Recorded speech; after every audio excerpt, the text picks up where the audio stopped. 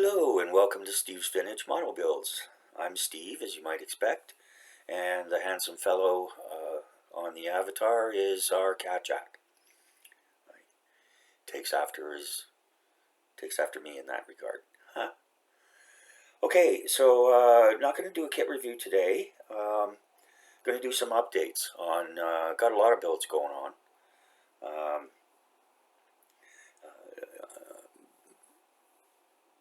Model buddies and friends of mine, they tease me quite a bit. It's not uncommon for me to have 4 or 5 kits on the go at the same time. Various reasons, none of which is really losing interest. I'll start a kit and it'll be a certain subject, and a certain what do you call it? I don't want to say difficulty level, but there's a difference between a 135 Tamiya kit and a little 172 kit like this one, the Revell. So and sometimes I'm at a stage in one kit where I just don't want to do what's next. I feel like doing something, but I don't feel like painting that particular thing or whatever, or tackling that next step, whatever the case may be. So I'll go and start something else, and I joke maybe I should have one of those stools that goes around and around and around, and have me in the middle of a circular table so I can just go around and around and around, work on the kits. And of course, part of that's my attention deficit disorder, but that's a whole other thing. Anyways, that's usually balanced off pretty much by the OCD, so it all works out. Okay, so yeah, so this is the Revell Twin Otter 172 kit that I picked up, and I'm not too happy with the paint. I haven't been having much luck with the white paint. So anyways, this is going to take some polishing and another spray over, I expect. These parts didn't get sprayed because these are the skis. I'm not using the skis, I'm using the pontoons or floats. And these engine pieces will be a different color than white, so I didn't bother to spray those, but everything got primed. And yeah, so we're at the stage here now where we're ready to put in the windows and move along with the rest of the build. I upset myself today when I was taking this out. I wasn't careful enough, and I dinged this, and this little strut broke. So I'm kind of choked about that. I managed to patch it up, I hope. I'll just set it aside carefully here, and we'll move on to the next thing.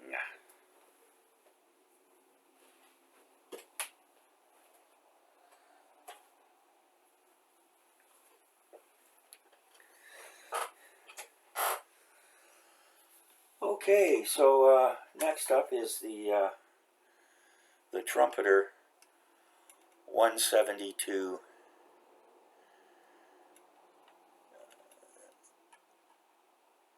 CH-47A Chinook helicopter. And this was my first Trumpeter kit. Got it for my birthday last year for my wife. And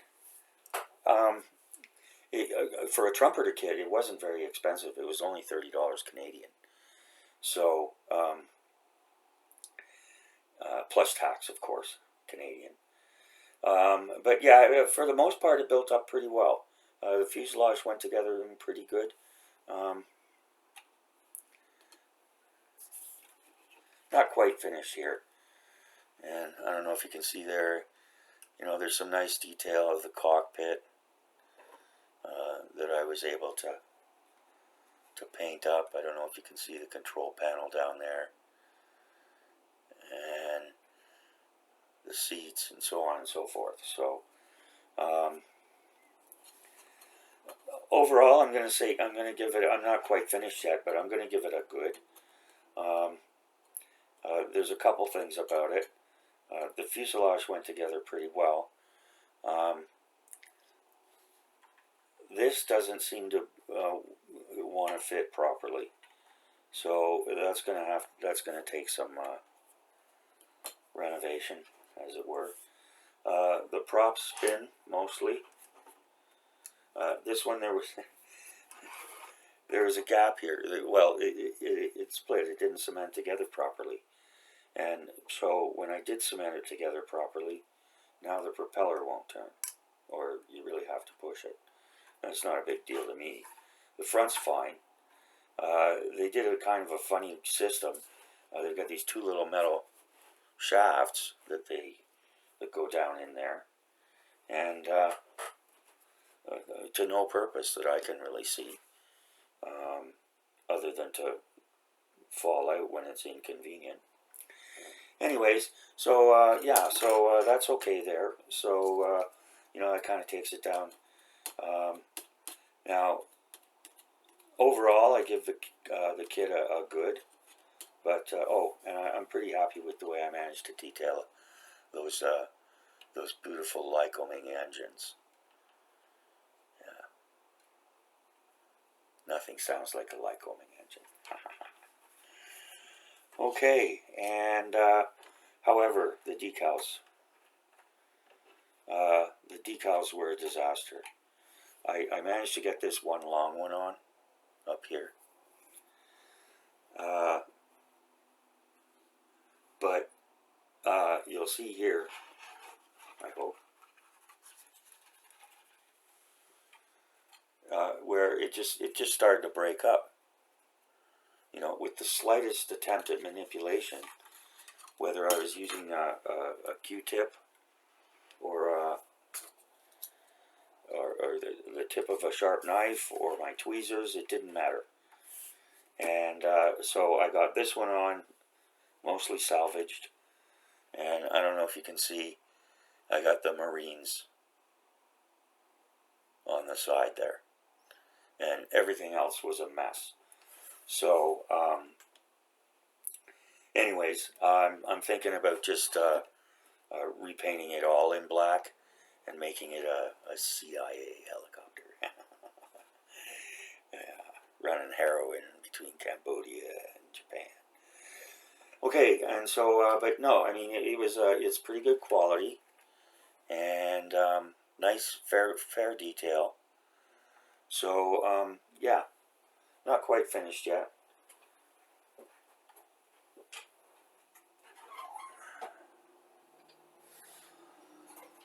Next, we'll just quickly pass this through. This is the Academy OV10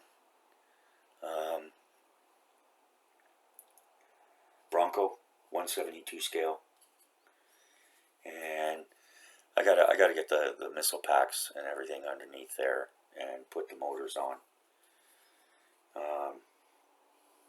This kit's okay. I mean, with an Academy kit, they're inexpensive, but you get what you pay for. Again, I'm disappointed with the paint. I don't know what I'm doing wrong.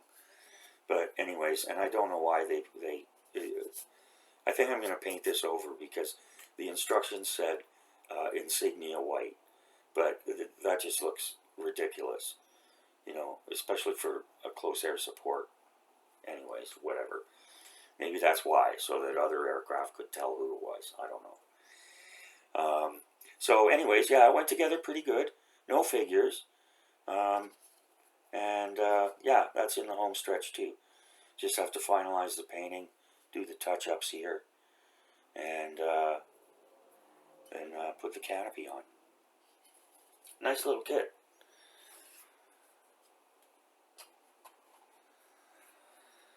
Okay, what's next?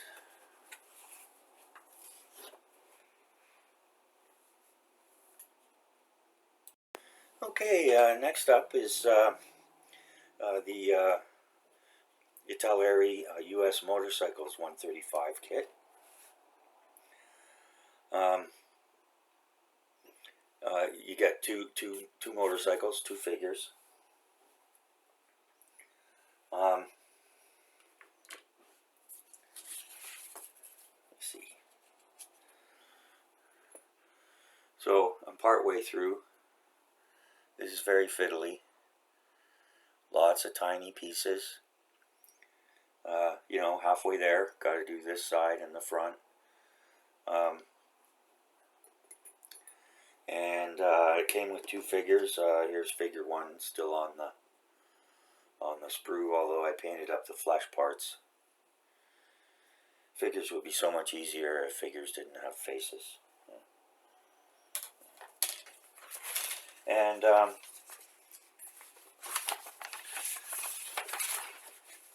so yeah, likewise with this guy, I painted up the flesh tone and his hair, and I'll do the rest after. And oh yeah, I was going to show you. I put these here to dry, and yeah, kind of morbid. Is he crawling out of the grave or going down in quicksand? Steve, you're sick. Okay, so yeah, and so I'm sure everybody's seen this technique before. You can just cement a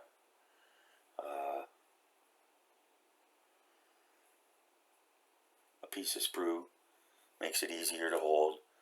And some people, you know, they use alligator clips to hold that. So anyways, yeah, the figures are pretty good. Decent detail. They're a bit big. They're a bit bigger than 135 scale. And so, anyways, and returning viewers may have seen this before. This came from unused COVID tests, you know, the home tests, and so it's really handy. I mean, you get these, you know, you get these little tubes, and you know, and there's holes, and you know, for stuff like this, you know, you do your painting, and then you just plunk her down in there, and it's safe and sound. Not gonna get your paint job wrecked. So as I said, it's pretty simple little kit. The instructions leave a little bit to be desired, but let me see here.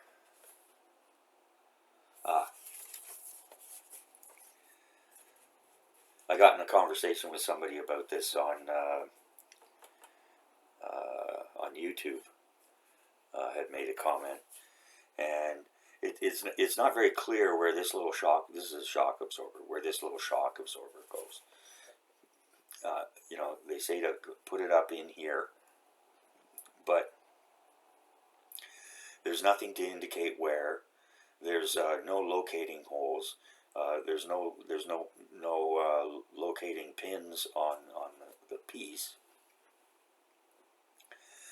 Anyways, yeah, I looked, you know, and it's hard to see on the prototypes here on the box because their legs are covering them. But basically, it goes vertically between the open part of the V of the frame, and you have to put it in free form. So if you're getting this kit, you know, take a look. I'll link this up to the original review video. And I mean, you know, it was inexpensive. Didn't cost very much. I can't even remember. You know, probably I think it was around $18 plus shipping.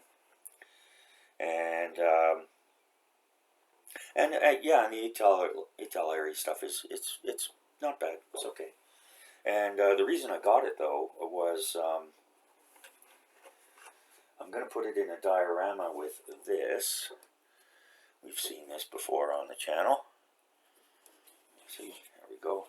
This is the Tamiya 135 Willys NB Jeep. I think I did a pretty good job on the figure, if I do say so myself. And yeah, that's going to go into a diorama with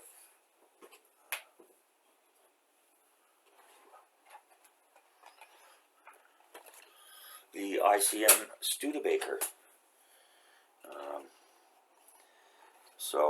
I've got the motor and the frame here. That's all done. I just got 2 sets here, but tires are all done up, and the wheels. Not a complicated paint scheme here. Everything olive drab, olive drab, olive drab, olive drab. There's the cab and the fenders. That'll sit down on there. You can see the grill detail. So I'm happy with that so far. A couple little things. The levers for the shifters, and yeah, you know, the plastic's a little bit soft, and so one broke, and so it's not going to be on there. So anyways, yeah, so that part's done. Now I just have to do the truck bed and the detailing. I got held up on this because excuse me, I ran out of olive drab paint, and the one hobby shop we have here in town ran out of it too. So anyways, yeah, so that was kind of set aside until I could get some more olive drab paint, which I now have. And I finished painting up the cab. Windows are in. Doors are painted up. I just have to put the clear parts in for that, and glue those in place.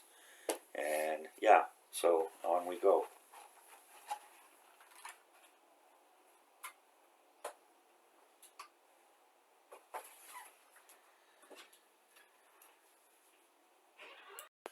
Alright, so next is a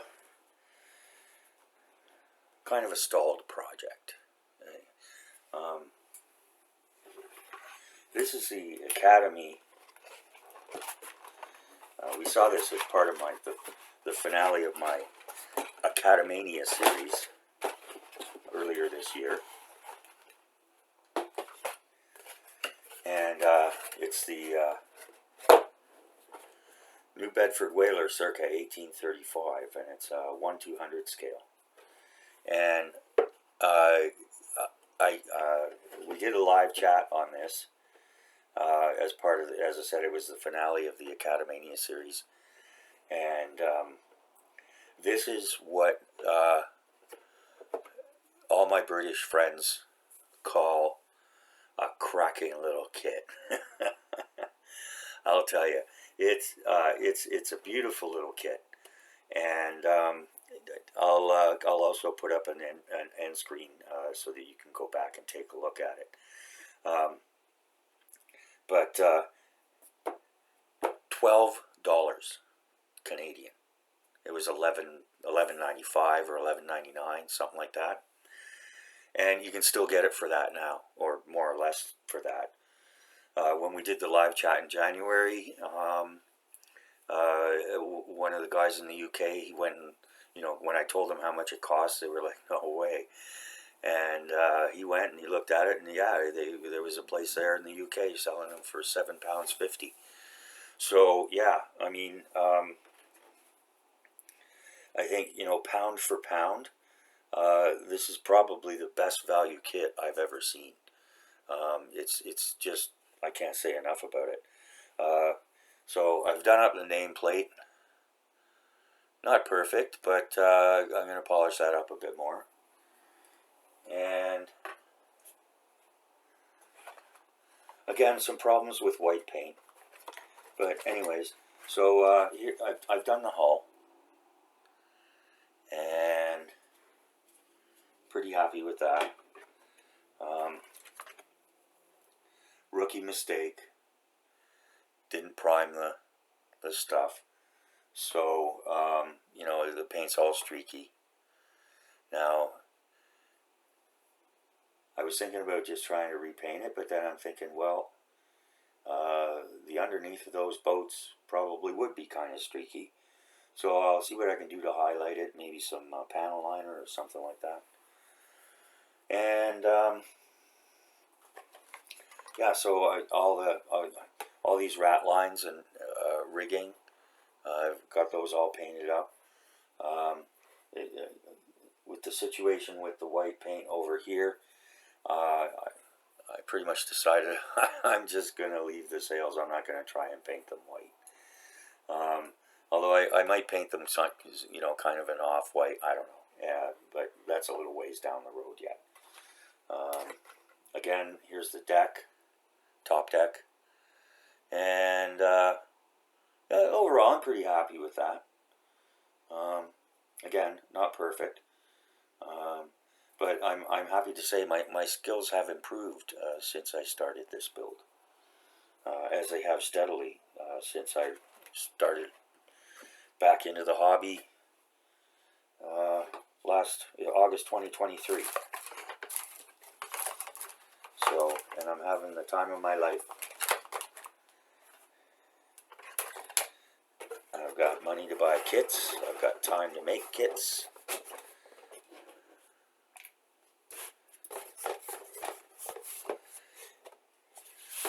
So that's great. Okay, now this next one,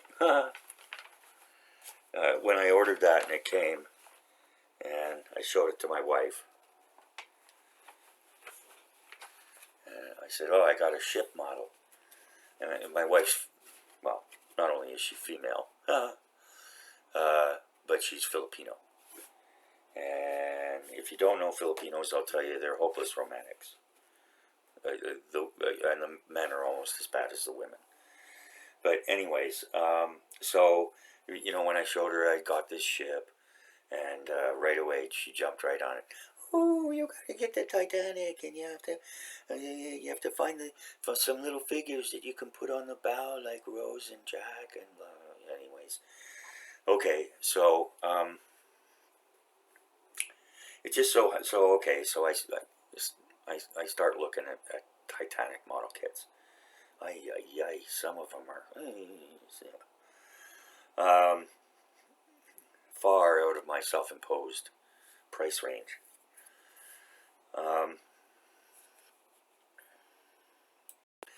So anyways, I was hunting around, and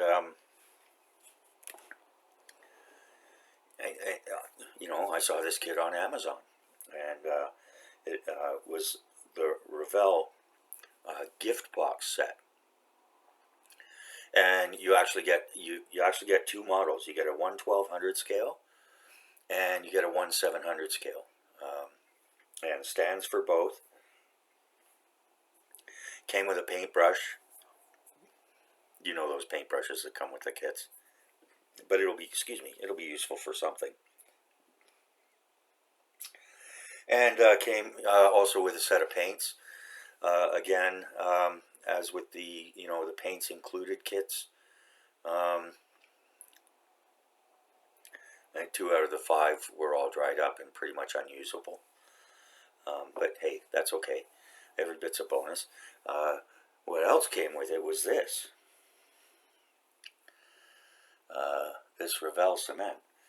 And I saw this for the first time on Model Minutes. Matt from Model Minutes was using it. And there's a lovely little dispenser wand here.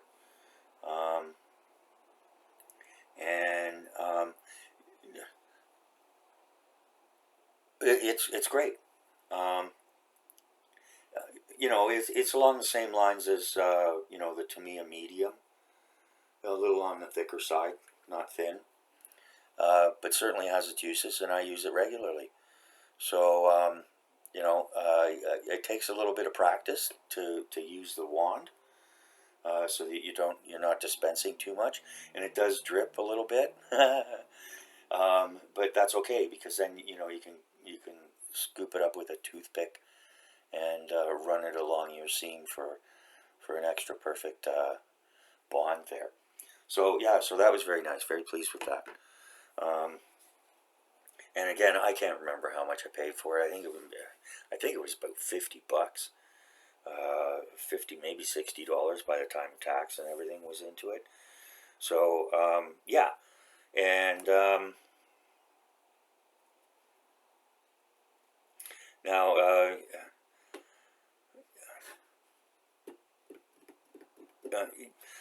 this kit is good as far as I can see. You know, I've test fitted the hull, and that's usually the biggest problem with the ships. But you kind of have to be careful with Revell, especially the older Revell. And the other thing you have to be careful about is they don't make it really obvious that they're just reboxing like really old kits, like I mean kits from the 60s. And I got nothing against viewers of the channel will know, and subscribers that, you know, I love old kits. I mean that's why my channel's called what it's called. And just because something's old or vintage, you know, that doesn't mean that it doesn't mean it's no good. There's some kits from the 70s out there and the 60s. They're better than some of the stuff getting churned out today. And so, anyways, you know, I mean, you know, AMT's still around under round 2. An MPC, I think it is. They do like civilian cars and trucks and all that kind of stuff. And then there's what's the other one? Well, it escapes me. But anyways, you know, there's oh yeah, and Revell, they picked up Monogram, as well as some old Matchbox molds. So if you love the Matchbox stuff, which of course is really hard to get now, especially when with the 172, 176 dioramas. If it's a Revell diorama kit, 172, 176, then that's probably the Matchbox molds from the 70s, and they're top notch. They're wonderful little kits, and you get a diorama included with it and figures usually. So you know, if you're hunting around, you know, just beware of that. And I always recommend that you check things out on ScaleMates before you order anything. Most of the time they have the instructions there. You can go over those, see how they look, and all sorts of different kit information.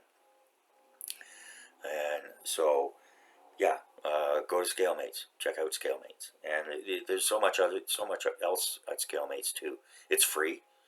You don't get charged for anything, and there's everything from stash management. You can put up your projects for other people to see, and your progress. You can post your YouTube reviews there. All kinds of stuff. It's really just a tremendous resource. And so yeah, thumbs up to the guys at ScaleMates always. Sorry about my hand. I had to administer some medication to Jack, and he didn't really appreciate it. So I apologize if that looks ugly. Okay, and so so here we go with the Revell, the RMS Titanic. This is a Revell kit, and I can't remember when the parts, when it was tooled or the parts or whatever. But in any case, you can watch the review, the unboxing and review. One of the things I like about this particular kit,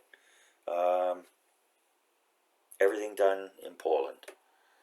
The kit was made in Poland, instructions printed in Poland. And so you get a nice glossy pages here. There's stuff here if you want to make particular notes. There's space. You get a very nice write-up. These are copyright 2013. And so, anyways, I'm not going to go through all the instructions and everything. I'm just going to show here. I've started to prime things.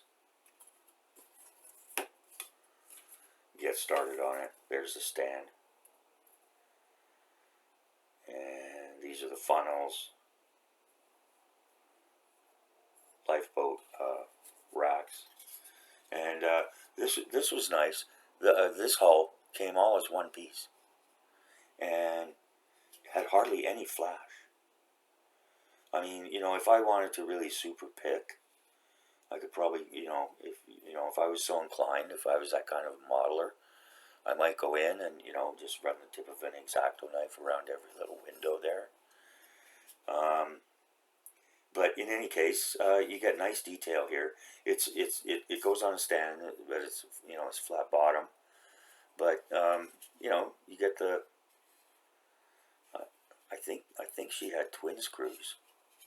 I'm not sure about that, so I don't know about the accuracy of that. It seems like an awfully big ship for a single screw. But anyways, yeah. So there it is. So that's the state of affairs for this one. The 1700 is going to be a big build.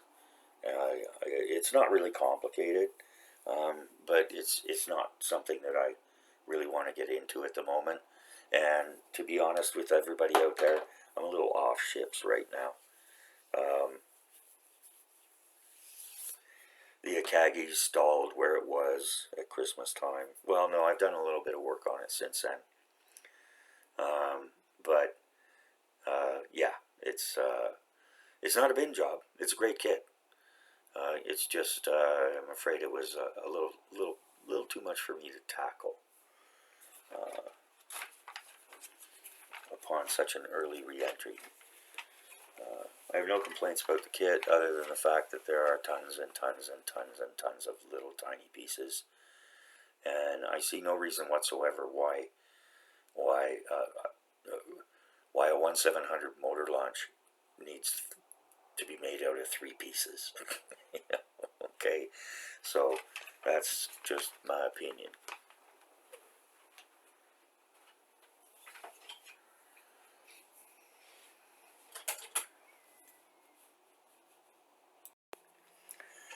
Okay, and then there's this kit.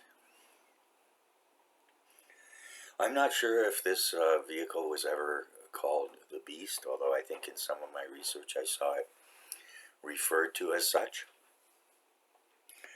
And if it wasn't, the kit is. Don't get me wrong, it's a great kit. It's just a lovely kit. I hadn't done a car like this before.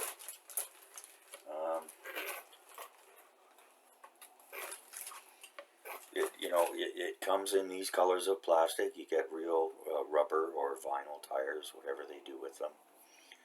You get the figure. There's 2 different schemes.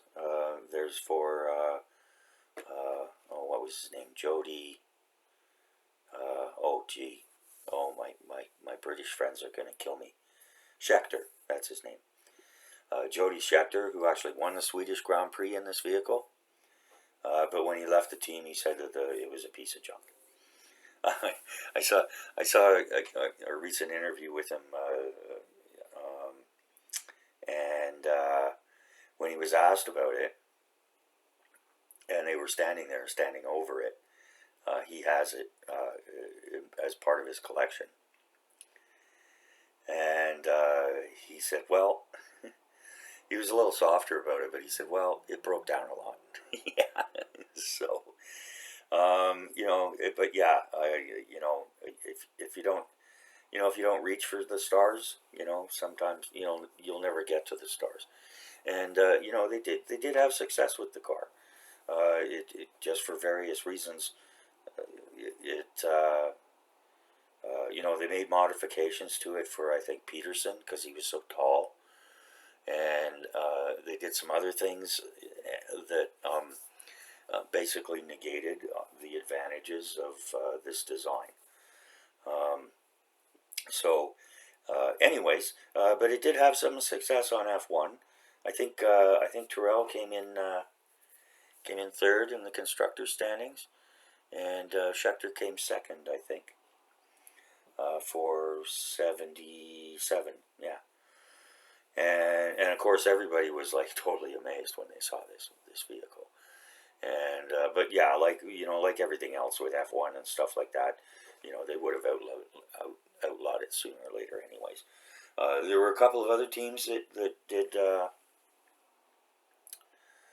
6 wheels, but it was 4 wheels at the back and still 2 wheels in the front. But they only built and tested prototypes. They never raced them in actual racing. Whereas, here, they had good success. And did very well at the Canadian Grand Prix, I think, either in 77 or 78, I can't remember. But by the end of 78, like I said, for various reasons, they went back to the more conventional thing. But really, I mean, take a look at it. Shoot. Okay, and so I'm not going to say this is stalled, but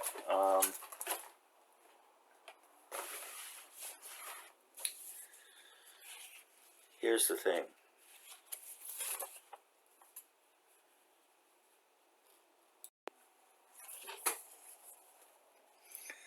But here's the thing.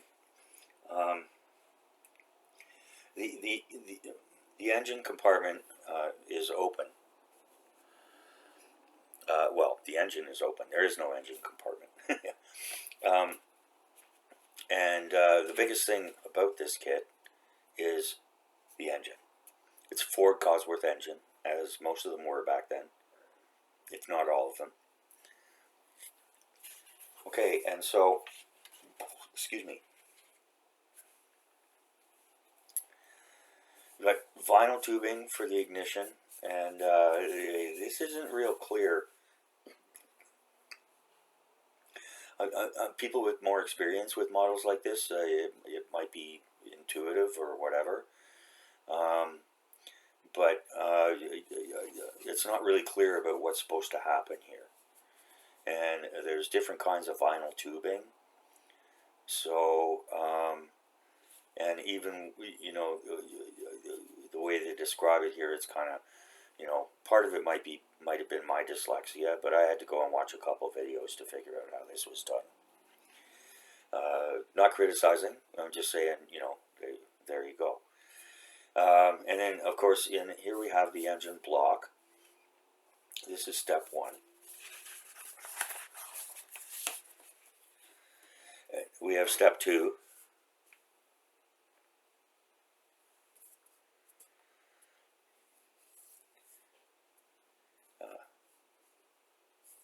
All this stuff, okay. Step 3, we're still on the engine. Or, no, sorry. Oh, yeah, okay, so here we start with the, whatever this thing is called. I don't know what it's called. Anyways. It's part of the drivetrain. Power converter. What, I don't know. Anyways. It's the thing that transfers the power of the engine to the car. Okay, and so, yeah, so you've got this, you've got that so far, and then they jump in with these little steps here.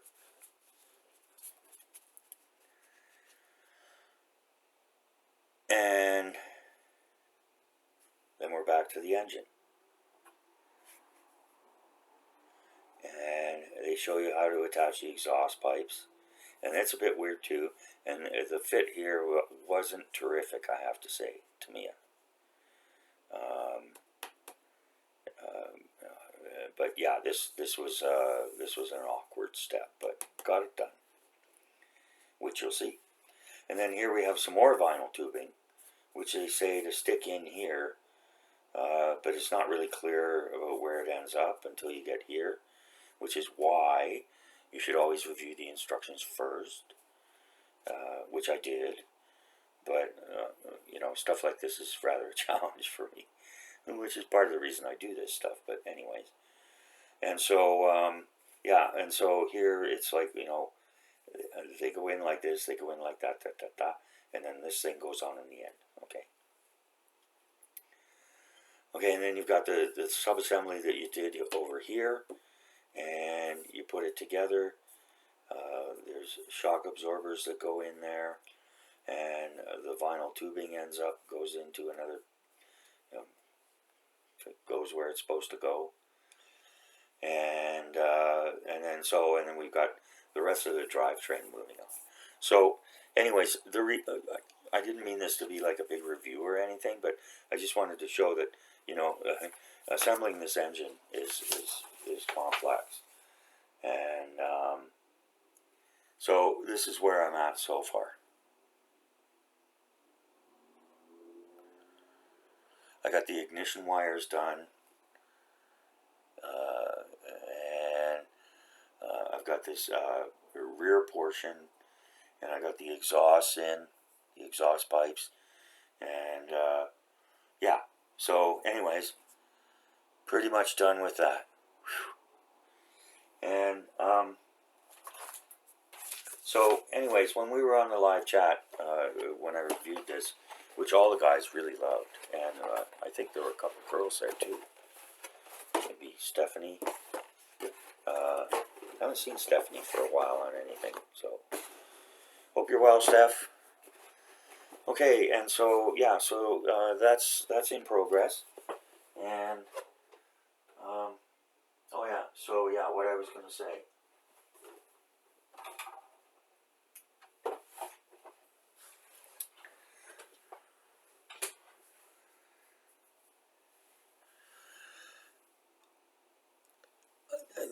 The plastic is so beautifully molded, and the colors are just the way they should be. Not like the old Matchbox 3-color range or whatever. You know, the white is white and the blue is blue. And yeah, so we were on the chat, and Peter Oxley said that he had built such and such and didn't paint it.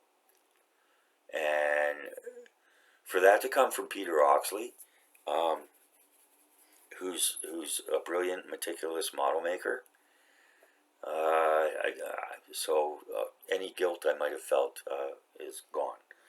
So I painted up the engine. I painted up the other parts that will need to be done, but I'm not going to touch the body. I'm going to leave the body as is, and I might. Oh, and here's a tip I heard, and others might know well. I got this from Happy Guys channel. That's HPI Guys channel.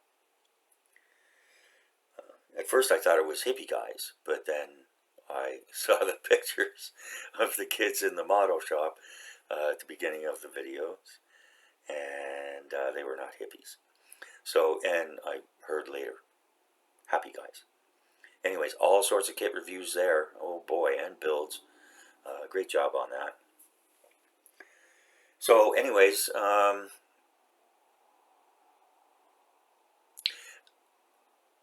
if you want something to really shine after it's painted, use some Pledge or like a floor polish. And you know, you just take a little bit of it and you just polish it. Yeah. And it brings out great sheen. So yeah, if you want more on that, you know, check out Hippie Guys or Happy Guys, HP Guys, and they have a great channel. Okay, so we're gonna wind her up here with, my goodness, a completed build. How about that? So this is the Tamiya Sturmgeschütz 4, otherwise known as the Stug. It was a self-propelled gun.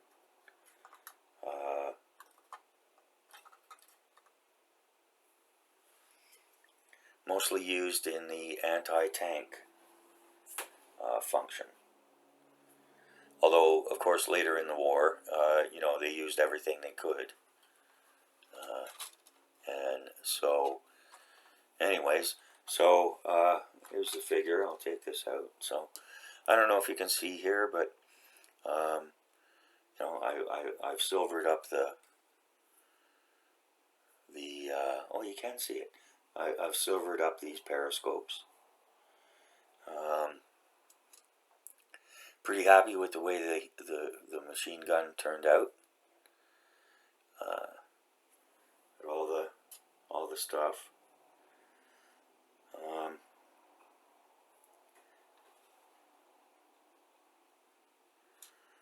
And yeah, so I'm still debating whether to camouflage this. That side's not perfect. I have to fix that. There, that's much nicer. Yeah. So yeah, and yeah, oops, I saw another kit builder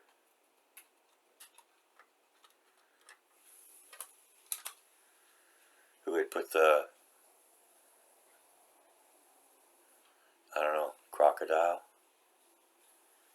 bitey teeth thing.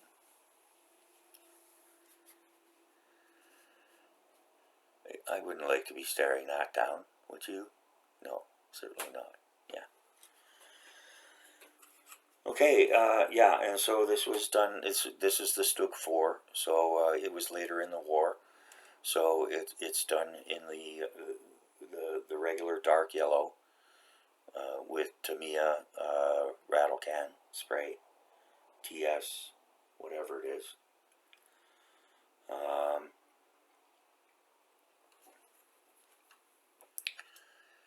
Cables at the back,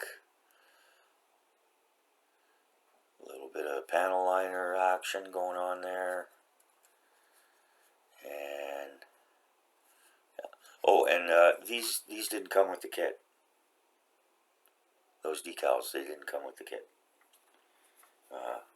I cannibalized them from another kit that I hadn't used them on. So, but yeah, I saw another modeler had put like tiger teeth or crocodile teeth or whatever. Actually, looks more like a crocodile, although that was a British tank. Haha. Okay, so yeah, so that's a completed build. This went together beautifully. I mean, you know, this is a classic Tamiya kit. I think it was tooled in 77 or something like that, sometime in the 70s. And, you know, just goes together beautifully. You know, you couldn't ask for more. You know, some people want more than what Tamiya kits like this offer. But for a very great number of people, this really just hits the spot, this kind of thing, for people. It's not too complex. There's not too many teeny tiny pieces. They're not too hard on the budget, especially the older kits. And they're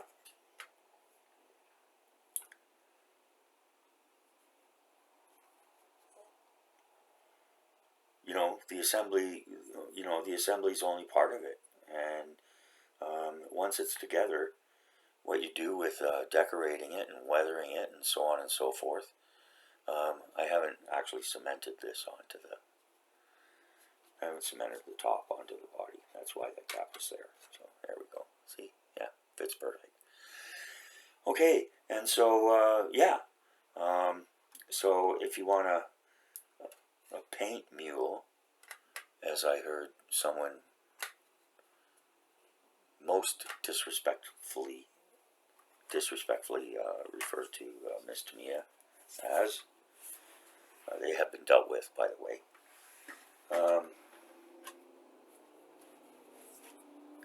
To put it far more politely and with respect that's due, like I said, once it's put together, you can do what you want with it. It's good quality plastic. It paints up nicely, and etc. etc. Okay, which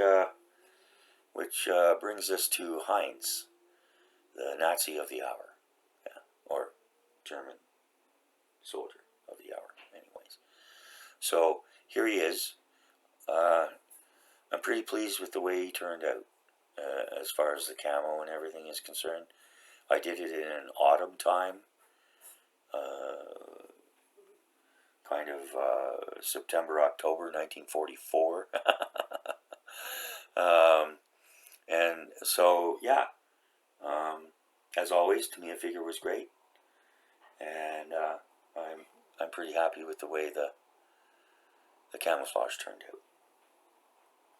I haven't decided whether to camo up. I think I mentioned whether to camo up this one, but I'd welcome any comments. Pretty happy with the way it looks now, but at the same time, you know, let me know. Leave a comment. Alright, well, that's it for this video. I hope you've enjoyed the updates. I don't know, people who are visiting for the first time, I guess it's okay, good, nice to know what I'm working on. Thanks to all my subscribers, 415 now. Geez, you know, if I'd have had 10% of that number of friends in school, I'd have just been over the moon. But in any case, thank you all very much, and thank you for everybody in the wider community who has supported me and encouraged me and given me all sorts of told lies to me about how good I am and how nice that looks. I really appreciate it. Thanks to everybody. And always a special mention, Peter Oxley, Mrs. Oxley, Pee-wee. Love you guys. Zinzan at Zinzan Scale Modeling. And Sue and Paul Chaplin. Paul Chaplin, otherwise known as Plastic Monkey. Seamus, all those guys, all of you. I can't say how happy I am to have found this community.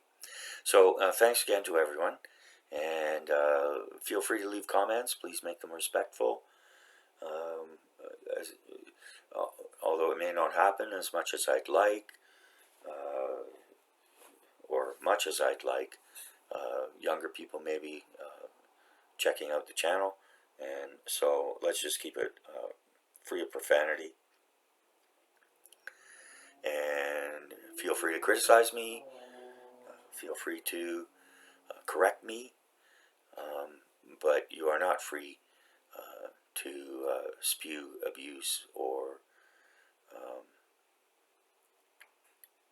put out negative comments. So thanks again to everybody, and we'll see you soon. Bye now.